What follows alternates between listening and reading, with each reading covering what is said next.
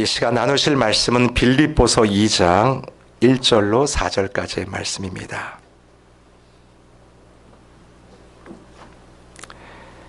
빌립보서 2장 1절로 4절까지입니다. 신약 성경 319페이지에 있습니다.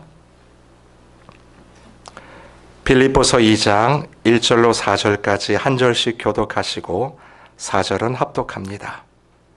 그러므로 그리스도 안에 무슨 권면이나 사랑의 무슨 위로나 성령의 무슨 교제나 긍휼이나 자비가 있거든 마음을 같이하여 같은 사랑을 가지고 뜻을 합하며 한 마음을 품어 아무 일에든지 다툼이나 허용으로 하지 말고 오직 겸손한 마음으로 각각 자기보다 남을 낫게 여기고 각각 자기 일을 돌볼 뿐더러 또한 각각 다른 사람들의 일을 돌보아 나의 기쁨을 충만하게 하라.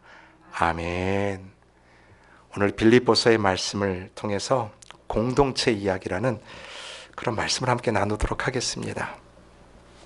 여러분, 우리가 교회에서 참 많이 사용하는 단어 중에 하나가 이 공동체 아닙니까? 여러분, 이 공동체의 의미가 뭘까요? 당신은 내 편입니다. 드디어 우리 편이 되었습니다. 그럴 때 이야기하는 게 실은 이 공동체일까요? 특별히 오늘 빌립보서를 보시면 사도 바울의 논조가 그거예요. 우리 안에 복음이 들어오면 제일 먼저 생각의 변화가 있고 그 생각의 변화를 통해 우리의 삶이 변화가 된다고 그랬죠.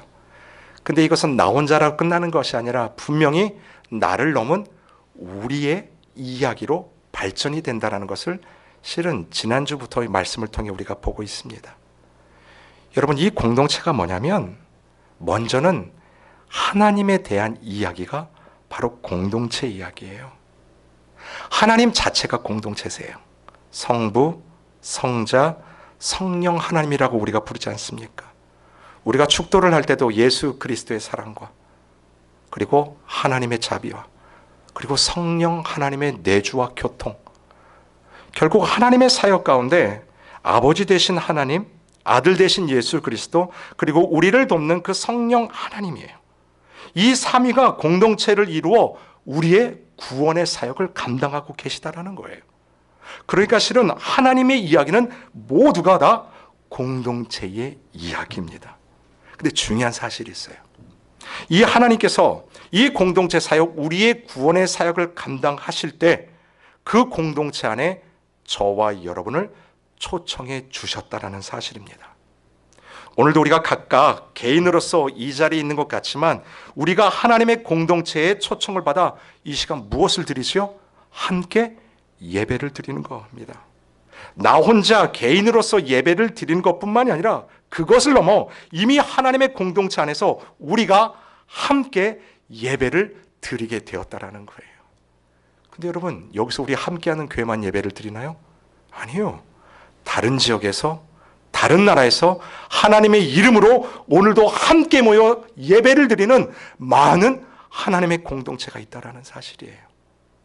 결국 이 공동체는 하나님에 대한 이야기를 넘어 교회에 대한 이야기를 하고 있는 것입니다. 그래서 이 공동체는요, 굉장히 관계적이에요. 실은 이게 예수님이 가르쳐 주시는 기도 가운데도 이런 이야기 있지 않습니까? 너희는 이렇게 기도하라. 하늘에 계신 우리 아버지예요. 나만의 아버지를 넘어서 이 신앙이요, 나를 넘어 우리라는 더욱더 확장된 개념의 공동체로 간다라는 거죠.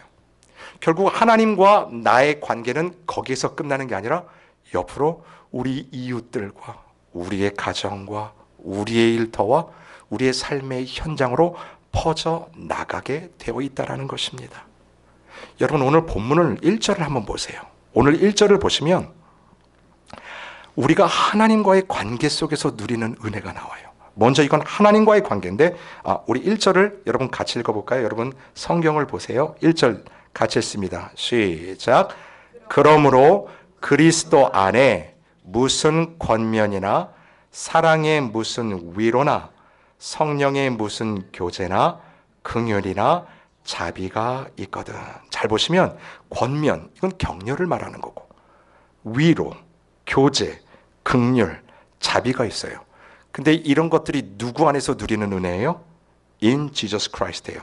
그리스도 안에 있을 때 저와 여러분에게 주시는 그 관계적인 은혜를 말하는 거예요.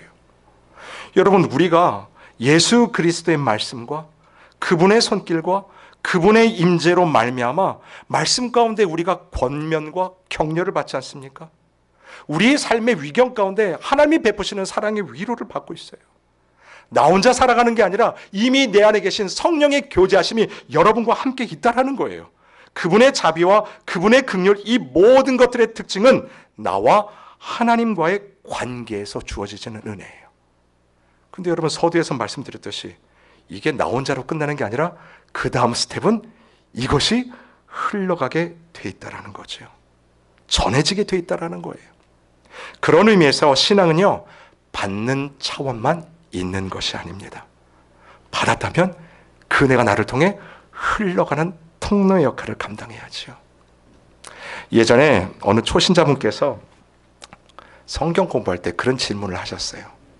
목사님, 도대체 예수를 믿으면 뭐가 좋습니까? 내가 이번에 예수를 처음 믿기로 작정을 했는데 도대체 예수를 믿으면 뭐가 좋아지나요? 여러분, 예수님을 믿으면 정말 우리 삶의 변화가 되고 좋아지는 것들이 너무나 많습니다. 근데 실은 이 질문에는 함정이 있어요. 뭐냐면 예수를 믿는다라고 하는 것이 단지 내가 무언가를 얻기 위한, 그리고 얻어낸 그것을 통해서 내가 즐기고 취하는 것, 거기에만 머무를 수 있다는 거죠. 근데 여러분, 신앙은 그것이 아니지 않습니까? 내가 받은 그것을 흘려 내보내는 거예요. 한 번은 식당에서 성도님을 만난 적이 있었어요. 제가 그 목사님들 모시고 이제 식당에 가서 이제 밥을 먹고 있는데 저기 반대편에서 아는 성도님하고 이제 눈이 마주친 거예요. 근데 거기가 복잡해가지고 서로 뭐 가서 인사를 못하고 반갑게 눈으로 인사를 딱 했어요. 그리고 이제 식사를 다 마치고 제가 이제 계산을 하려고 했더니 그 일하시는 분이 그러는 거예요. 저기 계시는 분께서 팁까지 다 계산하고 가셨다라는 거예요. 그러니 그냥 가셔도 됩니다. 얼마나 감사한지 모르겠어요. 여러분, 그게 당연한 게 아니에요. 제 입장에서는 정말 큰 은혜를 받은 거 아닙니까? 근데 그분을 제가 어디서 또 뵀냐면 이번에는 LA에 있는 그 항아리 수제비집에서 그분을 또 뵀어요. 근데 이번에는 제가 먼저 식사를 하고 있었고 문을 열고 누가 들어오는데 딱 보니까 그 성도님이 따님하고 들어오시더라고요. 그리고 제가 맛있게 먹고 계산을 딱 하는데 여러분, 제가 받은 은혜가 있잖아요. 그러다 보니까 제 것만 계산할 수가 없겠더라고요. 제가 그 성도님의 식탁, 그 음식까지 다 계산을 하고 그 자리에 나오는 거예요. 여러분, 은혜가요, 내가 받았다라면 실은 여기서 끝나는 게 아니라 그 은혜가 어때요? 흘러가게 돼 있는 거죠. 근데 이러한 하나님이 주신 은혜 때문에 내 삶에 흘러나르는 이 역사가요, 실은 내 삶의 모습이 되고 내 신앙의 습관이 되고, 그리고 이거예요. 이게 공동체의 모습 가운데 원리가 된다라는 거예요. 여러분, 그 구체적인 모습이 오늘 2절에 나옵니다. 한번 2절을 보실까요? 같이 읽겠습니다. 시작. 마음을 같이하여 같은 사랑을 가지고 뜻을 합하여 한 마음을 품어. 보십시오. 결국 내가 하나님의 관계 속에서 누리는 그 은혜, 격려, 위로, 사랑, 그런 은혜가 어디에요? 공동체 안에서 이러한 모습으로 드러난다라는 거예요. 보니까 어떤 마음이냐, 어떤 모습이냐면 마음을 같이 하고 같은 사랑을 가지고 뜻을 합하고 한 마음을 품는 것이에요. 여러분, 결국 여기서 계속 반복되고 있는 게 뭐예요? 한 마음이에요. 한 마음. 근데 여러분, 이것을 오해하는 경우가 우리가 종종 있습니다. 한 마음, 한 뜻이라고 하니까 내 생각이나 내 의견들을 따라주는 것을 한 마음, 한 뜻이라고 생각하는 경우가 종종 있어요. 그래서 실은 공동체 안에서 내 주장을 내세울 때 있고 그 주장들을 우리가 받을 때가 있지 않습니까? 그런데 오늘 사도 바울이 말하는 이 한 마음이라는 것은 그것을 가능케 한 것이 뭐예요? 먼저는 복음이라는 거예요. 우리를 한 마음으로 가능케 할 수 있는 것은 받을 수 없는 자에게 주신 그 구원의 은혜를 받고 보니 그 사랑이 근거가 되어 이 한 마음 가운데 나아갈 수 있다는 거예요. 결국 이것이 무엇을 의미하냐면 한 마음을 우리 모든 성도들이 갖는다는 것은 바로 복음의 초점, 그리고 은혜의 그 초점이 맞춰진다는 이야기입니다. 내 주장과 의견으로 하나를 만드는 것이 공동체가 아니라는 뜻이에요. 받은 은혜를 바탕으로, 이게 아이러니하지요, 내 주장과 내 생각을 복음과 말씀 앞에 내려놓을 때, 그때 진정한 한 마음 한 뜻이 될 수 있다는 거예요. 여러분, 내가 주인이 되어가지고 내 삶을 핸들해 가고 있는데 그런 삶이 어떻게 하나님이 핸들하는 삶이라고 말씀드릴 수 있을까요? 성경에 보면 주인이 나오고 주인의식이 나옵니다. 여러분, 우리 삶의 주인이 누구예요? 하나님이세요. 이 공동체 교회의 주인이 누구세요? 하나님이세요. 그럼 저와 여러분은 뭐예요? 주인의식을 가진 청지기입니다. 근데 어느 순간부터요, 내 삶의 주인이 내가 되어버렸잖아요. 생각하는 것과 말하는 것과 모든 삶의 현장 속에서 주인의식 청지기가 아닌 주인의 그냥 주인으로 살아가는 그러한 모습들이 우리 안에 있는지 한번 봐야 되지 않겠습니까? 여러분, 그래서요, 오늘 3절에 이 말씀을 주세요. 여러분 한번 3절을 보실까요? 같이 읽겠습니다. 시작. 아무 일에든지 다툼이나 허영으로 하지 말고 오직 겸손한 마음으로 각각 자기보다 남을 낮게 여기고. 잘 보세요. 이거예요. 그러니까 이 복음 때문에 이 하나 되는 과정이 어떻게 진행이 되는지 정확히 나와 있습니다. 다시 한번 읽어드릴게요. 아무 일이든지 무엇이요? 다툼이나 허영으로 하지 말고 오직 겸손한 마음으로 각각 자기보다 남을 어떻게 여겨요? better, 낮게 여기라는 거죠. 근데 이 단어를 여러분과 좀 나누고 싶은 거예요. 우리가 다툼이라고 하니까 싸우지 말라, 그런 뜻으로 이해하기 쉬운 단어죠. 근데 혹시 여러분 영어 성경 가지고 계시면 한번 영어 성경을 보세요. 원어를 그렇게 번역해 놓은 게 뭐냐면 selfish ambition이에요. 이게 뭐냐면 개인적인 욕망, 개인적인 욕심이에요. 아무 일이든지, 우리 성도들이 여러분의 가정의 일이든지 여러분의 일터의 일이든지 자녀와, 아니 우리 성도들의 관계 속에서도 아무 일이든지 모든 일이든지 selfish ambition으로 하지 말라는 거예요. 이게 바로 다툼을 하지 말라는 거죠. 당연한 거예요. 개인적인 욕망과 욕심이 드러나니 그것으로 여러분 다툼이 일어나지 않겠습니까? 그러니까 지극히 개인적인 생각이나 뜻을 가지고 이것이 공동체의 뜻이라 취하지 말라라는 뜻입니다.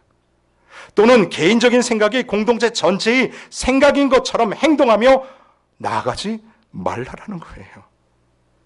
이런 행동들 때문에 공동체가 제대로 세워질 수 없다라는 거지요.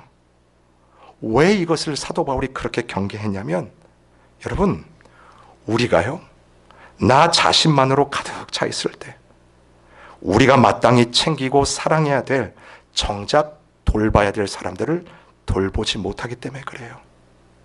여러분, 자기의라고 들으셨죠? 자기애예요.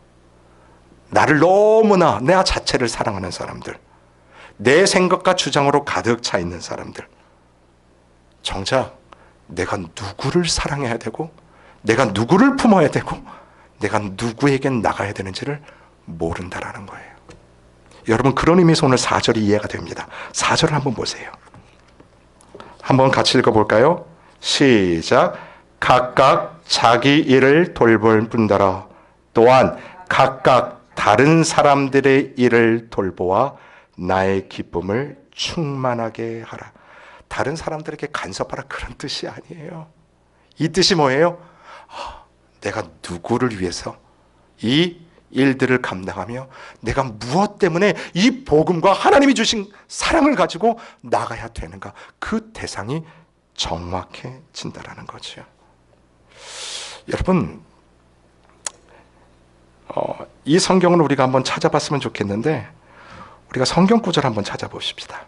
고린도전서 한번 찾아보세요. 고린도전서 16장 14절 한번 보실까요?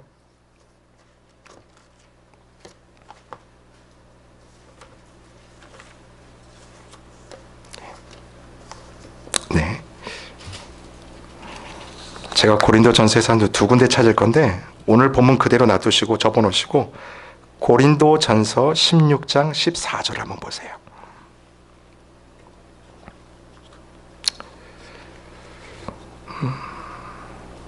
한번 찾으셨으면 짧은 구절인데 같이 한번 읽어볼까요? 시작.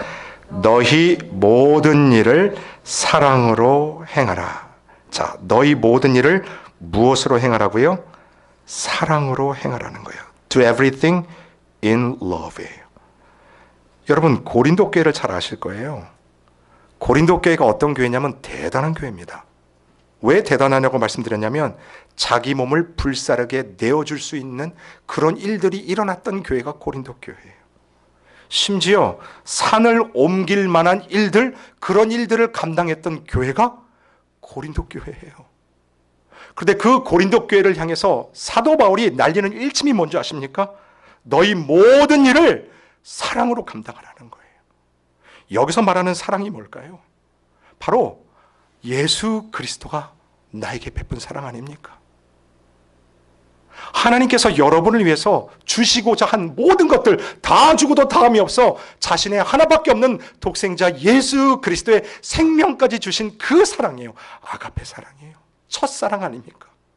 나를 구원했던 받을 수 없는 자에게 주신 그 은혜를 가지고 do everything 하라는 거예요. 실은 이게 공동체를 이루는데 굉장히 핵심적인 전제가 될 것입니다. 그 사랑을 가지고 자녀를 대하고 그 사랑을 가지고 내 사랑하는 가족들, 사랑하는 지체들, 이 교우들을 대하라는 것입니다. 우리가 무슨 일을 하든지 어떤 행동을 하든지 그것이 사랑으로 기인한 것인가 아니면 selfish ambition에서 나온 것인가 그것을 따져봐야 되고 또 우리의 말에 그 사랑이 깃들어 있도록 우리 자신을 말씀 앞에 복음 앞에 늘 점검해야 된다는 것입니다. 여러분 이처럼 주님 안에서 복음을 받고 은혜를 누리고 그 은혜가 내 내면에 있고 그것이 내 내면에서 계속해서 자라나기 시작할 때 우리 안에 일어나는 정말 중요한 변화가 있습니다. 그것이 공동체 안에서 한 마음을 품을 수 있는 삶의 태도라고 저는 믿습니다. 3절을 다시 보십시오. 3절을 다 같이 읽겠습니다. 시작. 아무 일이든지 다툼이나 허영으로 하지 말고 오직 겸손한 마음으로 해요. 자, 이 겸손에다 밑줄 치셔야 될 것 같아요. 여러분, 은혜가 우리를 겸손하게 만들지 않습니까? 오늘도 우리가 그 찬양 부르지 않았어요? 모든 것이 은혜입니다. 모든 것이 은혜. 왜요? 하나님이 다 주신 것 아닙니까?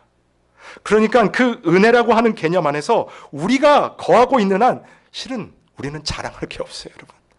우리 것을 주장할 이유가 별로 없어요. 실은 하나님께서 우리에게 베푸신 그 은혜를 통해서 내 삶을 바라보니 어때요? 이 모든 것이 하나님이 주신 것이요 하나님의 뜻대로 인도하는 그리고 여러분을 그 자리에 인도하시는 분이 살아계신 하나님이라는 거예요. 여러분 성경 구절 한 군데 더 찾아보겠습니다. 이번에는 고린도전서 4장 7절을 한번 찾아보시죠. 신약성경 267페이지입니다. 고린도전서 4장 7절의 말씀이에요.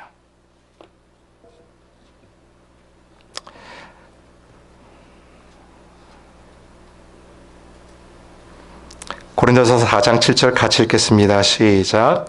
누가 너를 남달리 구별하였느냐? 내게 있는 것 중에 받지 아니한 것이 무엇이냐? 내가 받았은즉 어찌하여 받지 아니한 것 같이 자랑하느냐? 여기서 자랑하느냐 뜻이 뭐냐면 왜 허풍을 떠느냐 뜻이에요. 허풍을 떠느냐.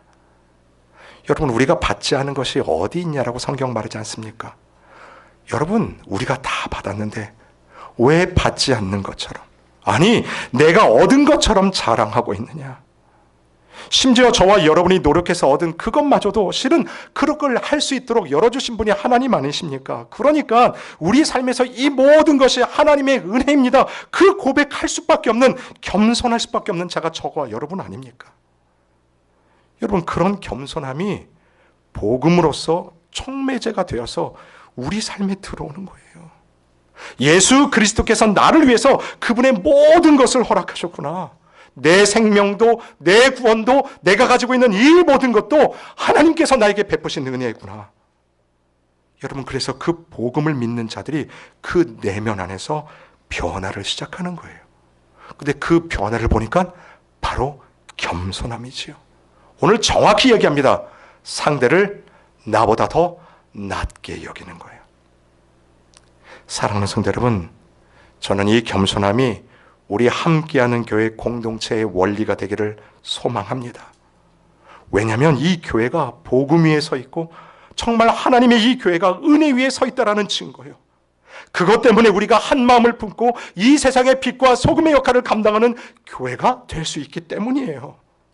이 겸손이 이 시대에 우리 교회에게 주시는 하나님의 분명한 소명임을 믿습니다. 여러분, 이럴 때요, 우리 공동체 안에 일어나는 놀라운 은혜가, 정말 하나님이 부어주시는 놀라운 은혜가 있어요. 여러분, 4절을 다시 한번 큰 소리로 읽어볼까요? 시작.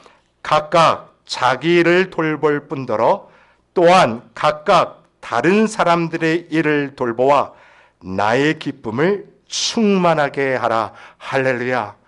여러분, 누구의 기쁨이에요? 나의 기쁨? 이 나가 바로 하나님의 기쁨 아니에요. 정말 우리 공동체에서 서로가 누릴 수 있는 그 기쁨 아닙니까? 여러분을 통해서 나는 작아지고, 우리 지난주에 나눴던 말씀처럼 예수님이 드러나는 거예요. 내가 말을 해도요, 그 말을 통해서 내 생각이 드러나는 게 아니라 복음과 말씀 안에서 하나님의 이름이 드러나는 그 일들을 감당하는 거예요. 그랬더니 이 공동체 안에 정말 기쁨이 충만함을 오늘 이 말씀이 저와 여러분에게 선포하고 있지 않습니까? 사랑하는 성도 여러분, 하나님께서 정말 우리 함께하는 교회를 이곳에 세워주셨습니다.